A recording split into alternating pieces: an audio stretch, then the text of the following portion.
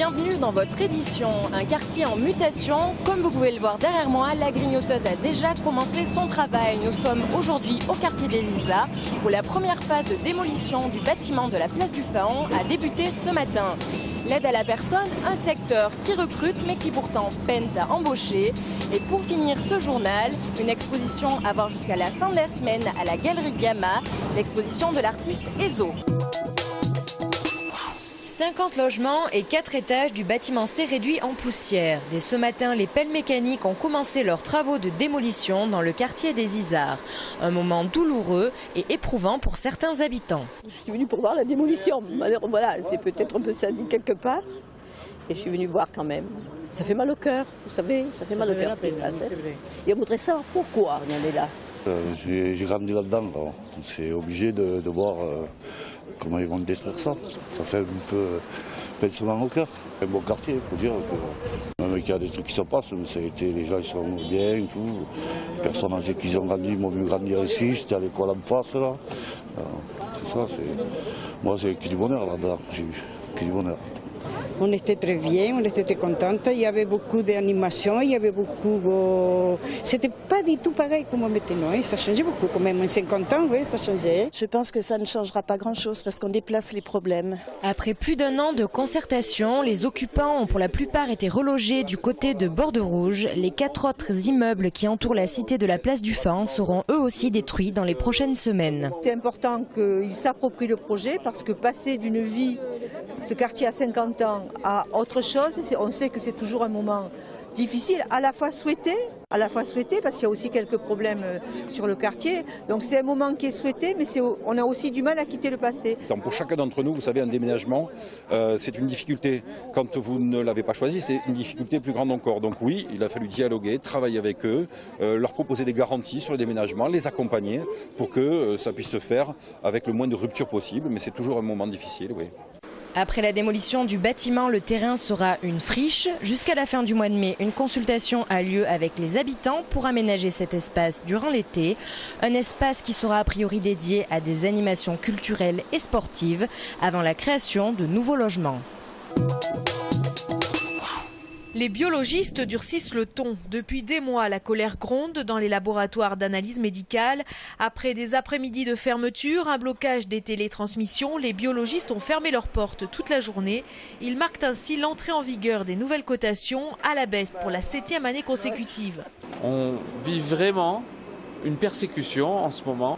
La baisse des tarifs dépasse les 5%, c'est-à-dire une baisse de plus de 96 millions d'euros en année pleine sur l'année 2013, ce qui est énorme, alors que aussi bien les coûts de fonctionnement que les coûts salariaux et les coûts des réactifs subissent, comme toujours, une inflation de plusieurs pourcents. La biologie médicale représenterait environ 2% des dépenses de santé en France. Les grévistes veulent tirer la sonnette d'alarme face à l'agonie des petits laboratoires.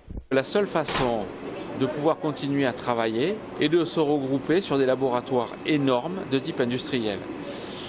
Cela signifierait une disparition d'une biologie de proximité, d'un contact avec le patient et le tissu médical rural ou périurbain. Techniquement, ça alourdirait et allongerait les délais de rendu de résultats. Le mouvement d'aujourd'hui a été relayé sur l'ensemble du pays. Seuls les laboratoires des établissements de soins ont fonctionné au ralenti afin d'assurer les urgences et le suivi des patients hospitalisés. Après avoir été auxiliaire de vie dans une maison de retraite, Hassania, il y a 4 ans, est devenue auxiliaire parentale. Tous les mercredis, elle garde Raphaël, 5 ans et demi, et Valentin, 2 ans et demi. Les autres jours de la semaine, elle garde 4 enfants au sein de 2 familles. Le plus enrichissant, c'est vraiment la diversité des âges, comme je vous ai dit, et le contact avec les enfants et les parents.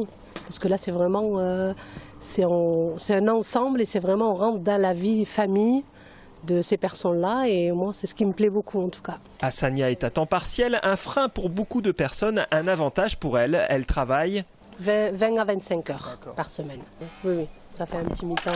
Pour moi, c'est un avantage parce que j'ai une petite fille et c'est vrai que pour des périscolaires, pour moi, je suis obligée de l'amener aussi à l'école et de devoir la récupérer. La société qui l'emploie, comme toutes les sociétés de services à la personne, a du mal à recruter. En Midi-Pyrénées, le secteur connaissant un fort turnover, auxiliaire parental, aide ménagère ou encore aide à domicile, font partie des profils les plus recherchés. Nous avons 400 clients, nous avons 85 salariés, pour la plupart à temps partiel, également à temps plein. Et là, nous avons un plan de charge de recrutement de 25 personnes pour le mois de septembre. En fait, la difficulté que nous rencontrons dans le service à la personne, c'est de trouver du personnel qui est déjà diplômé et expérimenté, puisque l'agrément que nous avons est une obligation. Le CAP Petite Enfance ou le BEP Sanitaire et Social sont les diplômes les plus recherchés. Pour faire face à la pénurie, la société consacre 55 000 € par an à la formation.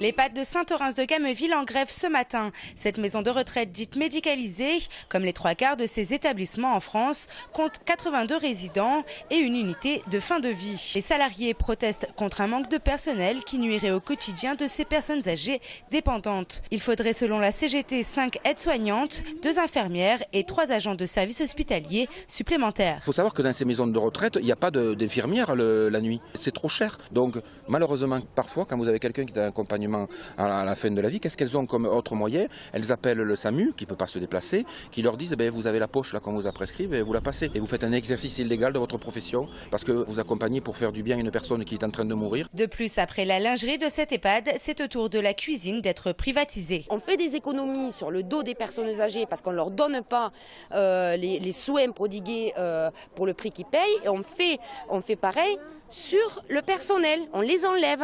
On n'a pas les moyens de faire notre travail convenablement pour la dignité de la personne âgée.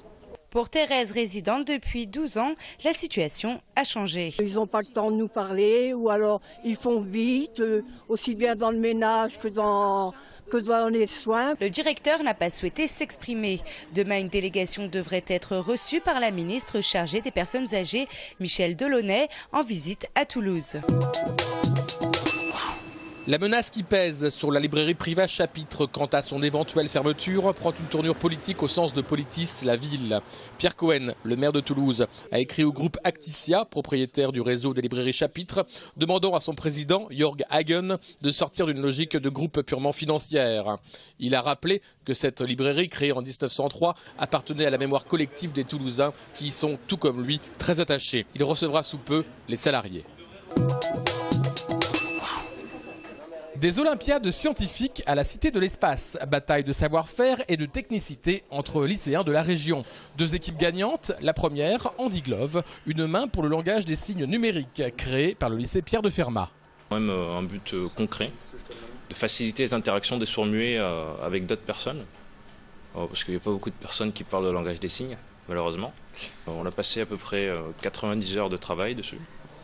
Autre invention, le robot bipède des élèves de Pierre-Paul Riquet de Saint-Orens. Les vainqueurs défendront les couleurs de la région Midi-Pyrénées à Paris.